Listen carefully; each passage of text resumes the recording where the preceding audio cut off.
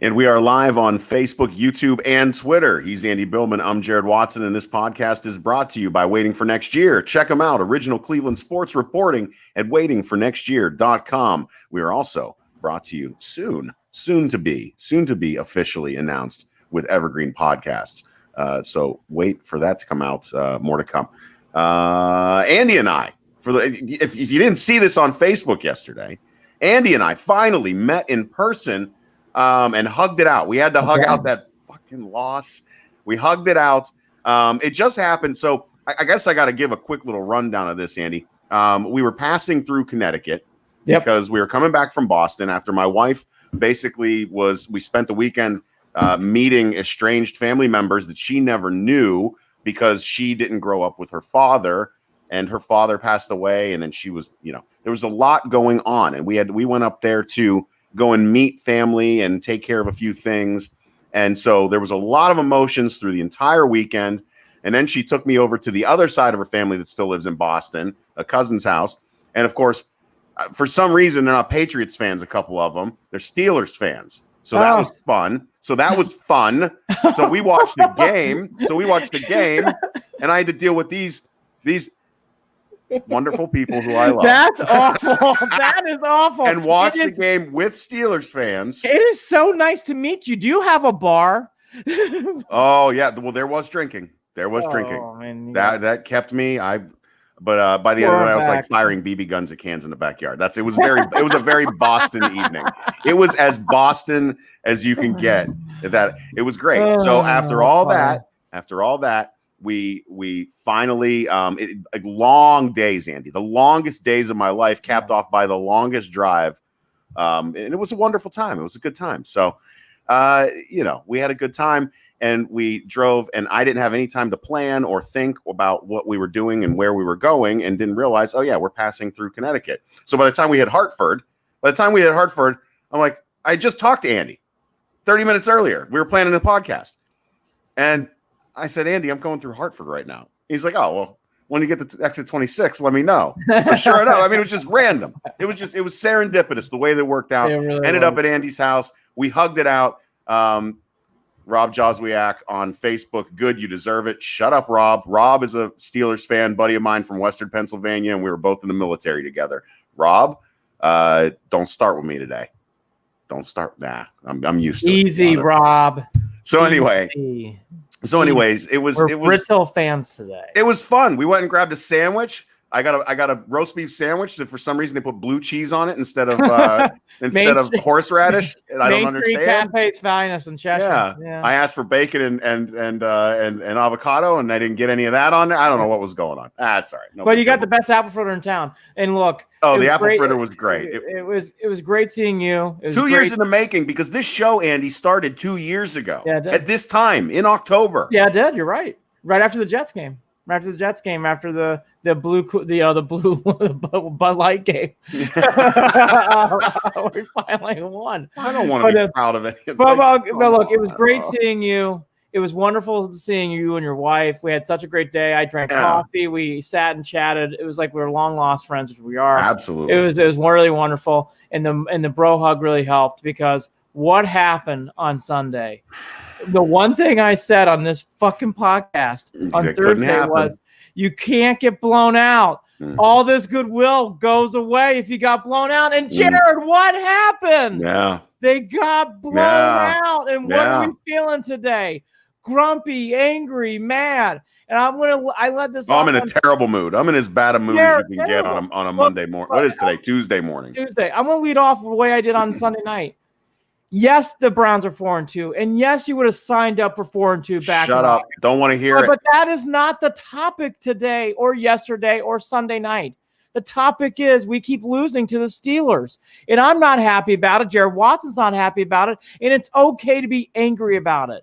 It's one thing to lose. It's one thing to get, to have a game where it's heartbreaking, and it's another thing to get bullied. The Browns get bullied by the Steelers. And frankly, I'm sick and tired of it. I know Jared is too. And I'm going to go a step further. I am tired of losing to Ben Roethlisberger. It's fucking annoying. And he owns the Browns. He does. They should call him Ben Browns Roethlisberger. It because drives me up a he wall. owns us. It's Andy, awful. Andy, I don't know. It was bad enough that I had to watch the game the way that I did.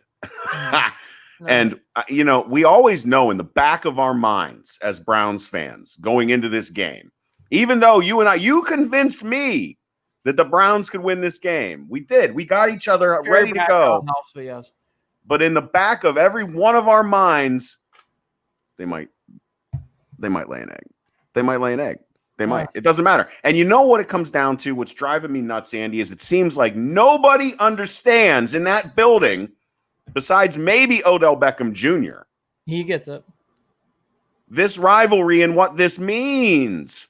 Stop saying it's just a game 1-0 every week. Say that against. It's not working. Been doing it for 20 years trying to act like it's not a big deal. It's a big deal. Treat it like a big deal, and maybe you'll win one of these. The reason why the Steelers do so well against the Browns, A, because the Browns haven't been good, but B, it's because they realize it's a rivalry game and they play up to the game. It's like Michigan-Ohio State. That's how big of a game this is. That's how intense it is. It doesn't matter. And Tomlin gets it, and Tomlin's a very good coach. I like Stefanski. I think Stefanski, we all get into this thing, but the 1-0 mantra, you can take that and throw it in the garbage in Steeler Week. It's not the same. It's not. Even if you just looked at it as a divisional game, you got to know that you're in the AFC North, and that when you play the Ratbirds, you had better be fucking ready. Right. And that when you play these assholes in Pennsylvania, you had better be fucking ready. And they have not been ready. They have not. And I don't understand why they cannot get up for these games. At the very least, they are divisional games, and they are worth twice as much. You have to see these guys twice every single year. You should be ready, and they were not. And when it comes down, the entire thing, Andy, I know we can beat up on the play of Baker Mayfield. I know we can bitch that the running game didn't get going like we wanted. I know that we can complain that there were a couple of drop passes. The bottom line where this game was won and lost was on the line of scrimmage with the offensive line and the defensive line. They were pushed around on both sides of the football, period. That game was lost right there on the line of scrimmage on both sides of the football. End of story. End of story. If they don't have an offensive line protecting Baker Mayfield, when Baker's getting pressured, sacked, hit, whatever, 20 plus times in a game, and then on top of that, Baker's holding on to the ball longer than any quarterback in the league on Sunday. He was pressured, but he wasn't getting rid of the ball. I can't, Andy. It was just so. I'm going to touch the offensive line, then I'm going to go to 6. The offensive line that we have touted, that many people have touted to be great, had a really bad day. Really? Obviously, a lot of it was because of the blitzing, and the Steelers had a scheme in there, and they overrushed the line, but Wills had a rough day. Everybody had a rough day. The offensive line that we have touted, they all did. I'm considering this an outlier, but that was look, there's nothing else to say. The offensive line for the Browns had a really bad day on the worst day of the year to have a bad day. Really because the defensive line that just ate him up and chewed him up, spit him out. The other thing, too, before I get to Mayfield, I'm tired, too, to what you're referencing. I'm tired of the Browns getting bullied and not playing up for this game. And this goes now into 6. As soon as that pick, and I don't want to hear what everybody says. I know there's opportunities. I know it's only 10-0. I know it's in the first quarter. As soon as that pass and picked off went to the end zone, even I, who am, I think, more hopeful than others, was like, game over. You could just feel it. And it doesn't mean the game is over, but this whole, and it starts with him. There was a loser getting bullied mentality right after that play. You could just feel it. It wasn't throughout the whole roster, but I thought some of the team carried that interception on their faces. Certainly Mayfield did, where it's like, we are going to get pushed around again. We're going to get smacked around again by the Steelers. And you could feel it. Now, that opening drive by Ben, they held him to a field goal. I was feeling okay. It was feeling pretty good. But as soon as that pick 6 happened, you never felt the Browns getting back in this game at all. I'm sorry. And I know they had opportunities. I know they had moments. Jared's right about the offensive line, defensive line. Baker Mayfield, though, let's start because it starts and ends with him. This is a long replicate. This game's going to stretch out now. He has got to start. Steady progress. Well, you can take that shit and flush it down the toilet. 10 steps backwards. 10 steps backwards. I mean, you cannot keep doing this. Now, Mayfield, The interceptions, he can't throw in the pocket. It all came true in this game. He looked skittish. He did not look comfortable. Yes, he's injured. And yes, he's got some rib problems. And you love his toughness. But even those circumstances, he's got to play better. He's got to play better. Again, Andy, he was technically holding the ball longer than any quarterback in the league on Sunday. I mean, just gotta. Why? Why are you holding the ball so long when you know you are getting the pressure that you are taking? Why are you doing that? Get rid of the ball. Every time he dropped back, get rid of the ball. And if and of all games to not see an empty set, but what are you doing? What and are you doing? By the way, end of rounds against the Steelers, end of rounds. And by the way, I know he was out on third down for passing situations. Janovich can block during running plays. I mean, if you're not getting the push from your offensive line, can you please put Janovich in the game to help? This has been the second, again, the other four games. I think Njoku looked awful blocking. Awful. Too, so. Oh, by the way, awful. He's rumored to be traded. Now he and Mary Kay Cabot are in a fight in social media. People can check that out. Well, Mary Kay has also gotten herself into a little trouble, not just with Njoku, but misquoting another player as well. Hayward. Which, by the way, people can take that for what it's worth, and people can. I think then sometimes it's being unfair to Mary Kay, and there's other times where I think it is fair, but people can make their judgments there for whatever else. Right. And we'll never know if Njoku said that stuff or not. Obviously, Mary Kay's going to stand by reporting. And by the way, Njoku did want to get traded in July, so it's not the craziest rumor. Back to 6, though. Back to Mayfield. Mayfield is now here's another good news, bad news for Baker. He has got, by the way, big game with the Bengals. Can't lose that game. I'm not going to call it a must-win like I felt like after week 1. I think it's a must-win. But I think it's pretty close. And here's the thing for Baker that he has as an advantage. It's the only advantage he's got. Late in the year, he plays the Ravens and Steelers again. So you're going to have 2 opportunities later in the year to get those games back.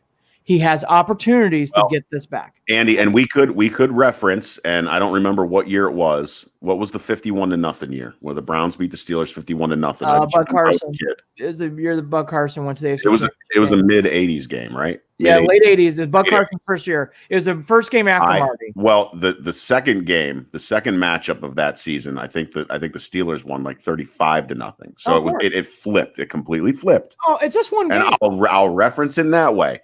But at the same time, I did too. I mentioned we're still 4-2 on Twitter. Of course. But that was more cathartic for myself. Because really at the end of the day, it's like, really, do I really want to lean on the fact that, okay, we're 4-2? No. Because you know what? 4-2 isn't in the lead in the division right now. 4-2 leaves us at the bottom and third place. There is so much that this team has on its back. And what Jared's saying, what I'm feeling is very true. And I know Holly felt this way. Holly and I caught up last night too. And Holly got battered and it wasn't fair to her because I felt the same way she did. You are allowed to be angry and yet happy at 4-2. And I want to say that again. Am I actually not feeling too bad about 4-2? I'm actually not. It's feeling pretty good. But it doesn't mean the Steelers lost the way it happened is okay. No. And this is not a rebuild job where you have a lot of rookies and second and third year players. You got veterans. You have players who are expected to play big in big spots. And Baker's one of those guys. And here is my big concern about Baker. And this starts all the way, and Jared will hope reference me. This is why I flipped out at the end of 2018 when the Browns lost to the Ravens the way they did. It had to start then. When you start playing games like that, you need to start learning how to win those games. Yep. Baker's never won games like this. He never has. He never has. He's got to start learning how to win games like this. I'm hoping this year he does. The biggest question to me this year and now this week and future weeks is not Mayfield versus Keenum. I think that's easy to describe. It's Mayfield. It is. Yeah, there was nothing. I mean, did you see anything? Did you see anything out of Keenum? No. The question is Mayfield versus 2021 and beyond. And that's the question. And that's the bigger question now. It's going to swirl above this team. And I was hoping this would avoid it. It's not. It is now going to be the biggest story, like Lindor being traded. It's going to be on the Browns story for the rest of the year. Every game, it's going to be win and or loss and how did Mayfield do? Win or loss, and let's analyze Mayfield. That pressure, that stress, it's going to really come into play for the rest of the year. Philip Cortez, it takes time to build culture. Patience. Baker jury is still out. I just said that. Philip, I just said that. But this is not good either. These losses count, Philip. Do you not agree this loss counts? This one does not help with his progression. I'm sorry. Does this loss not count? Does this loss against Baltimore not count? It counts, Philip. It counts. We are just said he's got games to make up. But you can't lose games like this, Philip. Can't do it. They've got to figure out a way to come into these games. Got to start winning these games. I want to jump over to the Odell Beckham Jr. I guess it's controversy. By the end of the game, when I saw him on the sideline without his shoes on, I was busy sipping my Tito's and soda. Who cares? And going, well, see, there's not. I didn't have an issue with that.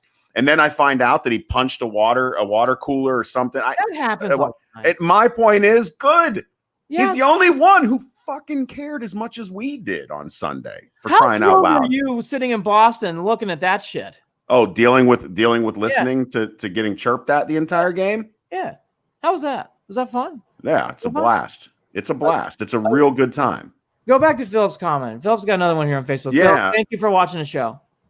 It counts, but I wasn't thinking playoffs this year. You're right.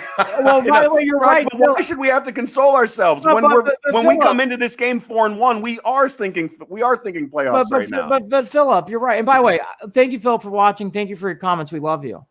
So take this as a loving family member who's going out to you and giving you therapy. Yes, but expectations change after 4-1, and you got to step up to them. And last year, we thought the Browns were going to the playoffs. And again, losing to Pittsburgh wasn't the problem. Well, here's the bigger issue isn't the loss. The bigger issue is the how they lost. Eye optics, yes. They did not compete. Did they come to compete? They did not. They have played 2 division rivals this year and laid eggs twice. Yes. In those those are the most important games of your season. So yes, we don't expect playoffs this year. I get it, but things adjusted, and we thought that we were on that path, and we still very well might be on that path. No, I think we're okay. Look, like to Philip's point, and the team is a couple pieces away. The team is about 3 pieces away from being elite. Elite. Look, and to Philip's point, and Philip's great, and he's right, and I am patience. And the jury, but this whole year is about how Baker does. Okay? And whether Baker's going to be able to. Is Baker one of those pieces that needs to be replaced? That's right. And I want to get this team where it needs to be. And I want to repeat, if the Browns go, let's say they get to, because they play the Ravens on Monday night in game 13. So let's say they get there and they're 8-4, 7-5. Okay. You get there in this game. That's fine. All those wins and losses will equal out in the show, and we'll break them down. But if he goes in that game and he wins against Baltimore at home and then wins again against Steelers, all this other stuff is good. All this other stuff is good. He has time to play out Baker's got time. But here's the other thing, Philip. And here's everything else I'd say too. We want Baker to succeed, but if this goes 8-8, 7-9 at the end of the year, you do have to pause and for the first time take a step back and say, we need to come up with a plan B because this is not going as we thought. No. I mean, if you finish out 7-9 or something like that, Andy, you're talking about a team that did not improve over the course of the season. That's my point. You're talking about a team, and I'm just saying. I'm just saying. All this stuff is fair. All this stuff about being patient, all this stuff that they're 4-2 is fair. Philip again. Good. God bless Philip. Philip, we love you. Keep answering on Facebook. I will agree. I'm not sold in Baker. Haven't been since he's drafted. I felt that way too. I was on many stations talking about it, many platforms talking about it. We saw in those last games of Baker after Hugh got fired was wonderful. It was really, really wonderful. You just hope he refines that and touches that a little bit. Well, I mean, Andy, the clock is really ticking. He's on the clock. He's on the clock. It really is because eventually you're going to have to get to a point. You're going to have to get to a point to acknowledge and say he is who he is, right? Again, to what you're saying, every game on this program will be this: how the Browns doing, looking ahead, and then how did Baker do? Yeah. And how's Baker going against the future? It's like Frankie Lindor. When It has to be that way. It has to be that way. Because of that result, from this moment on, it's the biggest discussion outside the wins and losses. The Monis brothers fighting on Facebook as well. Tom Monis, always entertaining. 4-3 this week. Thanks for trolling, Tom. Dan Monis, shut up, Tom. Perfect. Thank you, Dan. Here's the other thing. Okay, now going more into the game itself. Here's some other things that I noticed too. The offensive line, no running game. And Stefanski, I felt, we kind of touched upon it, but let's hammer it a little bit more. I think Stefanski, for the first time since the Ravens game, looked like a rookie head coach. This is more to Philip saying, which I'm way in this camp, let's have patience. Let's wait this out. Right. And there you go, Philip. We found our coach. Absolutely. This is one where it's like, hey, throw this away. I think he's going to learn from this. I think he'll be able to handle he flat out said there are some plays that I called this week that I regret. Garbage. Garbage. I really do like Stefanski. I really, really do like Stefanski. So do I. And I like how this team is built, and I like how this team grooves. And to now, I kind of buried what you were asking a few minutes ago. Here's my thoughts on OBJ and what happened on the sideline. Right. I agree exactly with Jared Watson says. I agree with the emotion of OBJ felt. He took off his shoes. I don't care. I don't know why. I don't care. Is that a big deal? The game was over. He wasn't going back in the game. Is that a big deal? By the way, this probably happens a lot more in sports. What do you think? Water coolers being hit, that happens all the time in baseball, in basketball, and in football. Like, you're upset with Odell because he's upset that they're getting their asses kicked? Should we point to one of the many examples of Paul O'Neill killing water coolers? Or how many other people killing water coolers? Look, I'm okay with that stuff because the emotion of the game got to Odell, and it got to me, and certainly got to Jared. The bigger thing that I hope Stefanski learns, I think he will, when it's Steelers week, you have to go above. It's just a step above. Don't become John Cooper, who could never figure out Michigan. Don't allow this game to become bigger than what this season could be.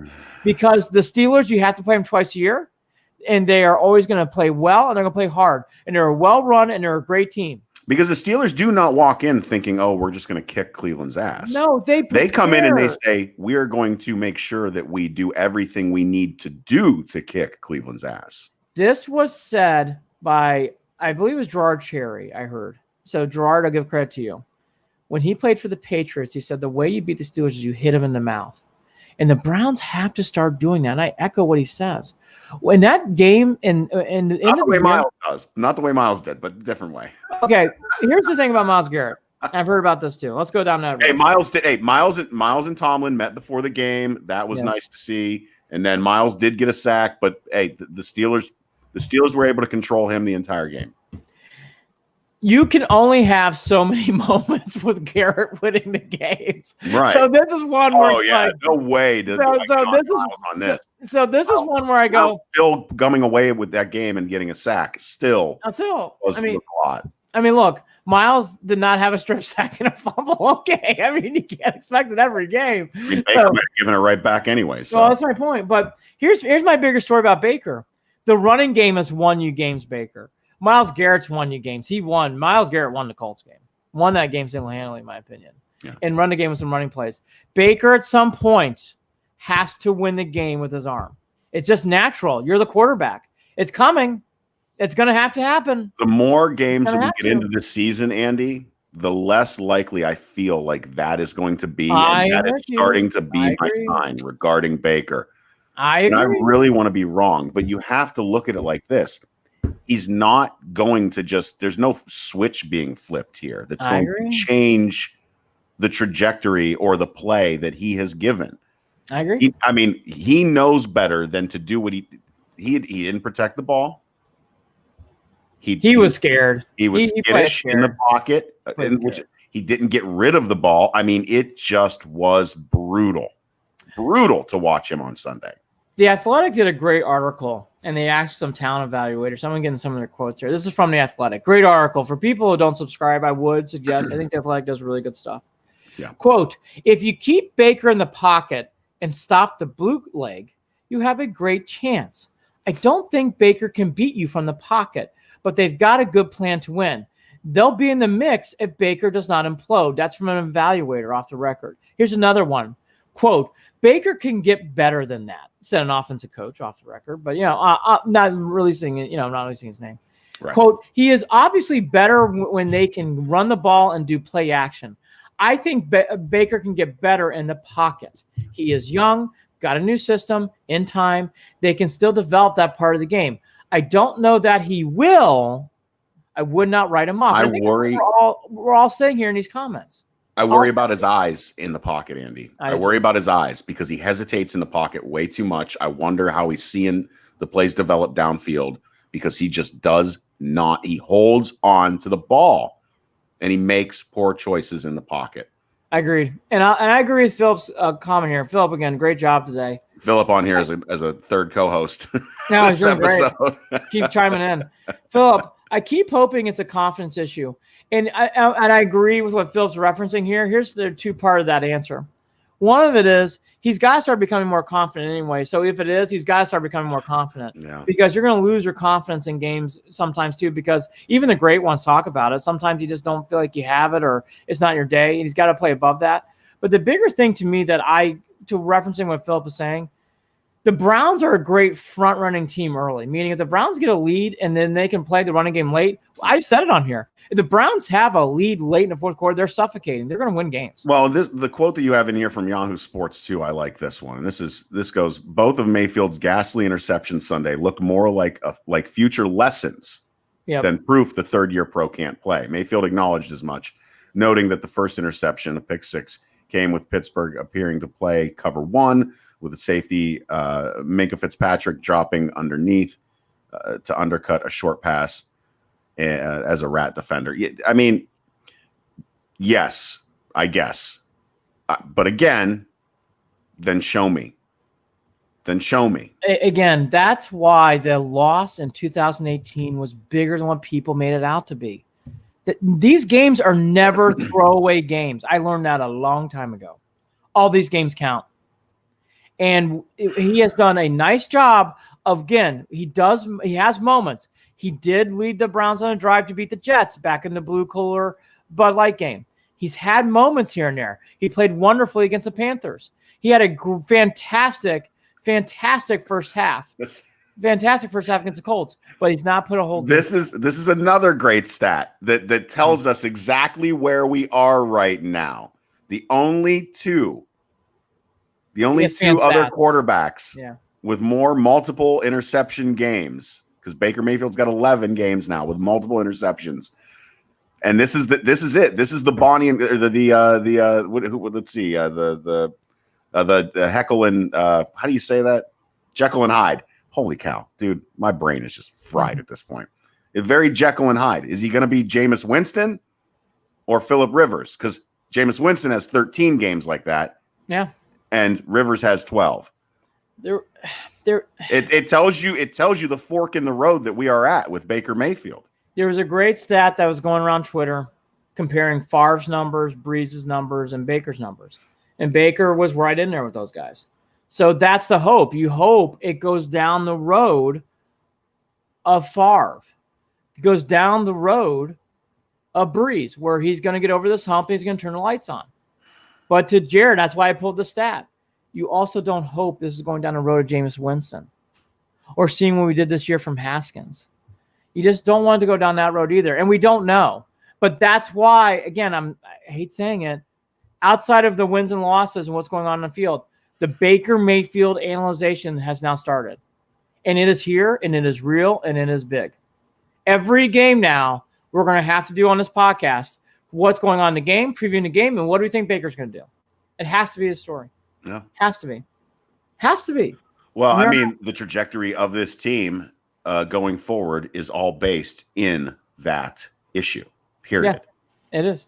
Because everything else, there's going to be different situations. We might add a player here. We might make a move here. We might change a little thing here. But at the core of this offense, and whether they're going to be able to take that next step, it comes down to Baker's play, point blank, period. And I want to reference what you just said. This team has the nameplate talent to do big things. Myles Garrett's playing like an MVP. You have a great offensive line on a really bad day. Nick Chubb's coming back. You have a great running game. You can win these games. You cannot get blown out 38-7 or getting blown out to the Ravens week 1. It's going to eat away at your team. Now we're going to get into this more on Thursday night. We're going to do Thursday night or Friday morning. What do you want to do? Have you decided? I'll ask you live on here in the air. I don't have a clue. We'll probably do Thursday night. We like the Thursday night feel. What is going on with Fridays? What are we doing? I don't even know what I have going on. We'll do Thursday night, and we're also going to talk Buckeyes, Cornhuskers, Boilermakers. I don't know if we're going to. Thursday night might be tough. So Friday morning. Well, yeah, we'll see. We'll see.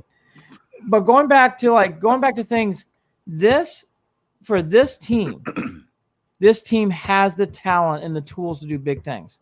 Yes, it's a rookie head coach. A quarterback's been through 3 systems, but you can do things to win big here. Let's see how the season plays out. The season is not over after 38-7 against Pittsburgh. I will never say that. No. Because this team has time to make up these games. And actually, it's a very good tester.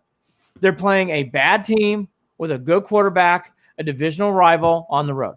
You beat Cincinnati, you're right there in it, and then you surprise me with Las Vegas, and I'm good. You're good.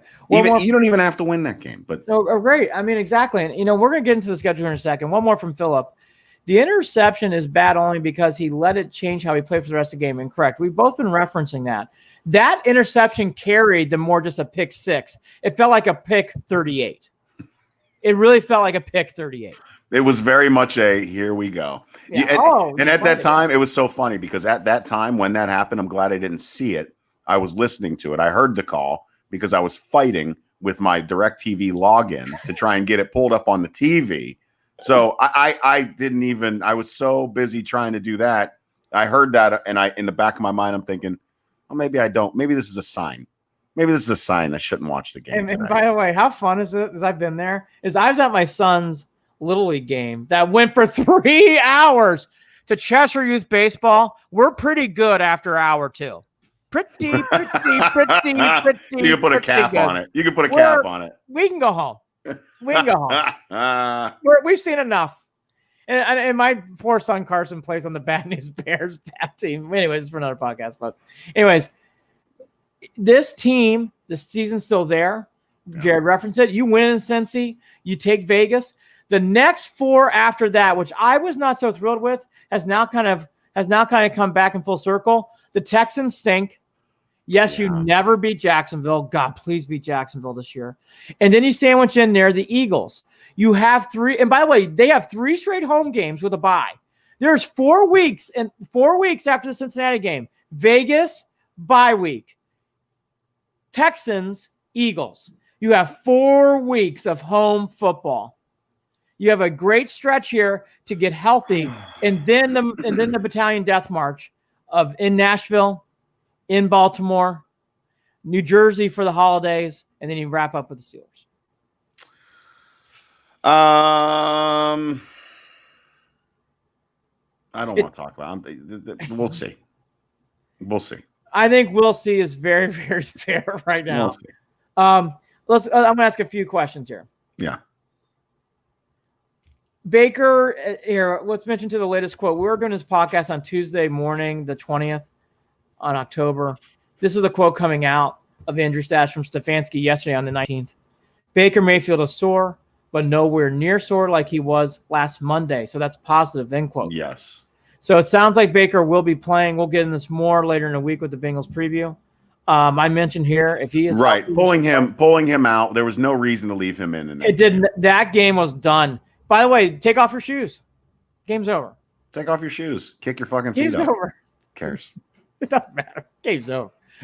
Game's over. I'll pour you one of my Tito's. Come hang out with me. By the way, it was such okay. Now let's get into the laughter of the moment. This was old Browns horns coming up. Let's have some penalties. Can't catch ball. Yeah, there was pre-snap penalties. Tons of pouting.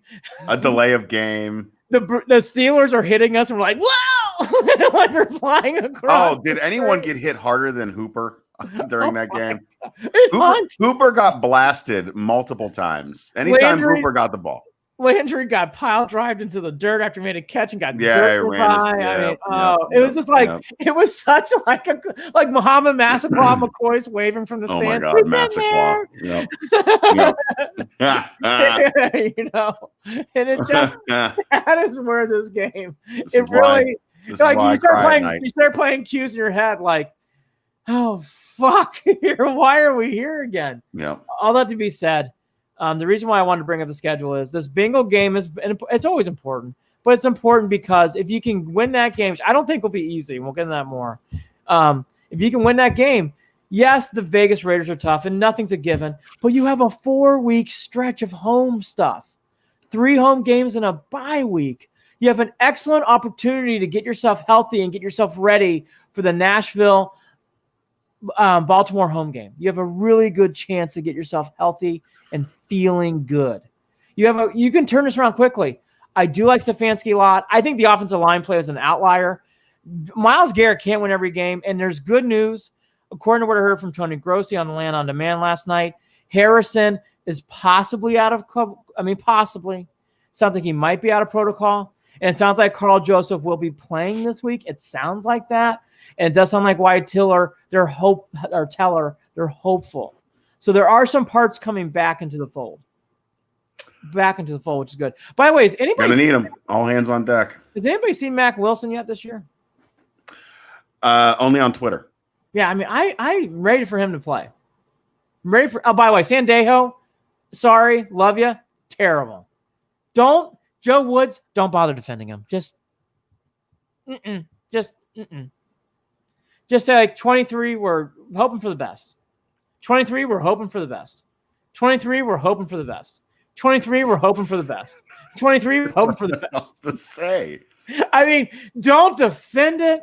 We all know why it's there. It's an eyesore. Glad you brought it up because that was actually one of the Oh, last things I he's was going to mention.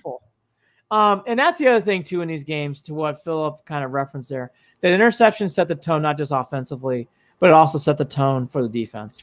The defense has never really felt like they were in You there. said you were going to ask me a couple questions. Yeah. Can the Browns still win this division? Feels like everybody's ready to give the mercy rule. I say yes. I say no. I say no. Okay. They don't win a division. It's not impossible. Things can change in the NFL. I'm telling you, it's not impossible. No, you're right. I'll take the knee on this. Nope. Philip Cords asked, I'm getting good at putting quotes now up on the air.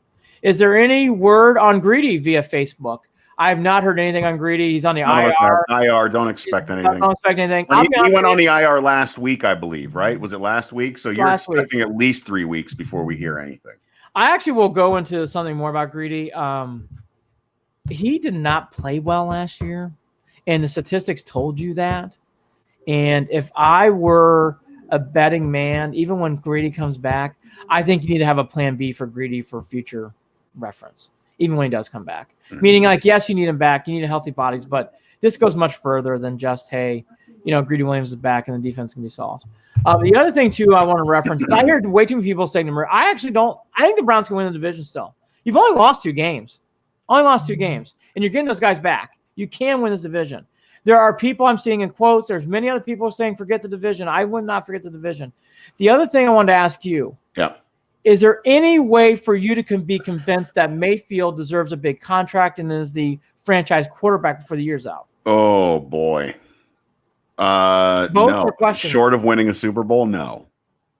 I think Baker is going to have to make the playoffs and win a playoff game. I don't even think If you win a playoff game, that entitles the spot. Okay. Even then,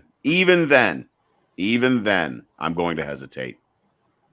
Even then, even if they make the playoffs and they get 1 win in the playoffs, because Andy, a lot of the successes that we have seen out of this Browns team have not come because of Baker Mayfield at all this season. No, I just said it. You're right. Look. I actually agree with Jared on this one. I think if I'm being truthful, I would list it as questionable to doubtful. I think it's doubtful. Yeah. He's going to have a Herculean return. We'll see. And by the way, he has 2 opportunities. Here's my last question. I saw this in The Athletic, and I'll ask you the same question. Forget the divisions for a second. Even I still think they can play that. There's 4 teams for 3 spots. Indy, who the Browns beat. Vegas, who they play next week after the Bengals game, the Patriots, and then there's the Browns. 3 of those teams are going to get in.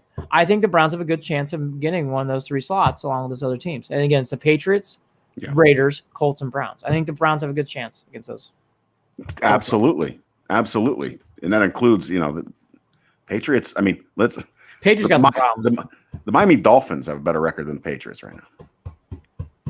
And they're not good. They play in a crappy. So By the way, how great is it? And you know what? We don't play them until later in the year. The Jets unraveling. They are so awful. so bad. Awful. I mean, 24-0. Why does Adam Gase have a job? Le'Veon Bell protesting goes to the Chiefs. Bad. Very bad. Are you fired up about the Buckeyes? Getting there. I was over the weekend. I'm gonna dip my nose into a little bit more of this and get ready for the season. It's part of me hasn't really worried much because looking at their schedule, they should walk through those 8 games and be 8-0 and ready to roll into the college football playoffs. That's how I'm looking at it right now. The end of the year, we'll see what happens. The end of the week podcast, we will preview the Buckeyes. I will do some things on the Boilermakers. We'll get into the Irish a little bit. We'll do more. For those people who don't listen, we do a lot more college football. Now the Buckeyes are back. We will start putting college football more into the rundown and talking about the in-season games. We'll get into that. Are you fired up about Rays and Dodgers? No. Great baseball. I watched some of the Dodgers-Braves game 7. That was kind of fun only because it got really weird really early. Guys couldn't make it out of the first inning pitching. I mean, it was a good game 7 from the portions that I was watching, but I don't know. I don't know that I'm going to be honest, care much about it. Yeah, I would actually go a step further. The biggest thing of baseball this year is you have a great World Series between the Dodgers and Rays because the Rays really play the game fundamentally. This is your classic case of high class, low class. Highest rated payroll, I believe, is the Dodgers, and I know the Rays are in the bottom 3. So this is your constant struggle. And I'll be honest, I don't think anybody's going to watch this World Series.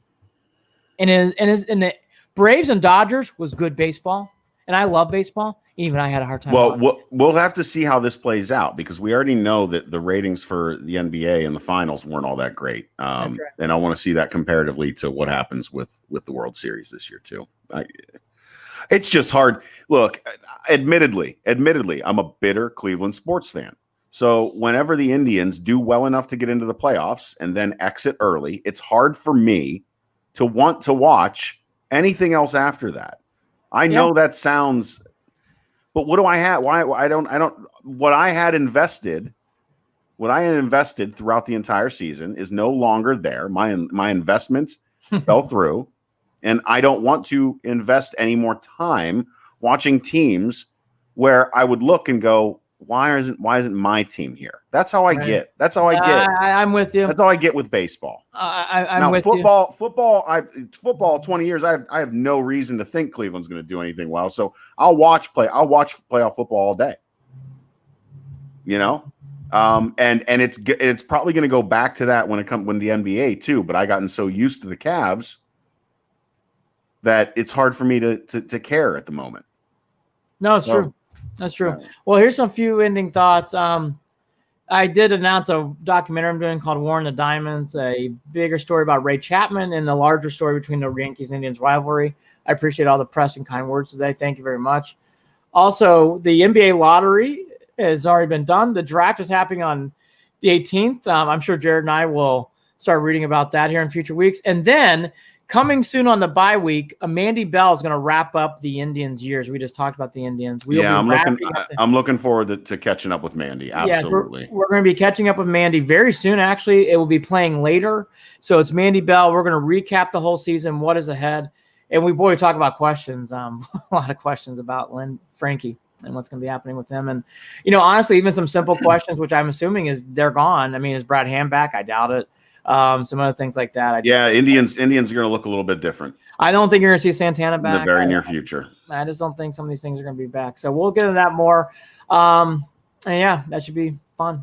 Make sure you follow us on Facebook, facebook.com/Cleveland and Beyond, on Twitter @CLE and Beyond, @CLE and Beyond. Shoot us an email, andyandjared@gmail.com. That's JARID, andyandjared@gmail.com. We are brought to you by Waiting for Next Year. Check them out, original Cleveland sports reporting at waitingfornextyear.com. And once again, soon to announce officially with Evergreen Podcasts. Andy, final thoughts? Patience, yes.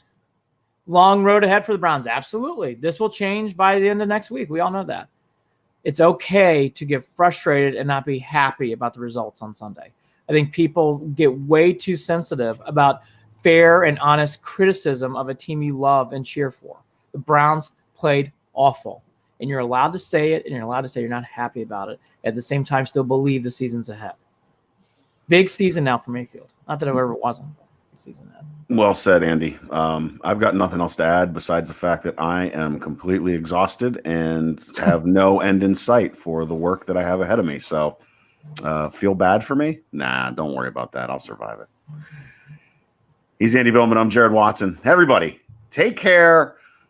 Beat the fucking Steelers. Oh, someday. It was great seeing you in person. Yeah. Yeah, how great is it? Fun. How great it was that we both wore great pullovers. Caitlin Jones Martin, one of my best friends from the military. That was great. Yeah, you guys even dress alike, she said. Yeah, thanks. Take care, everybody. Talk again soon.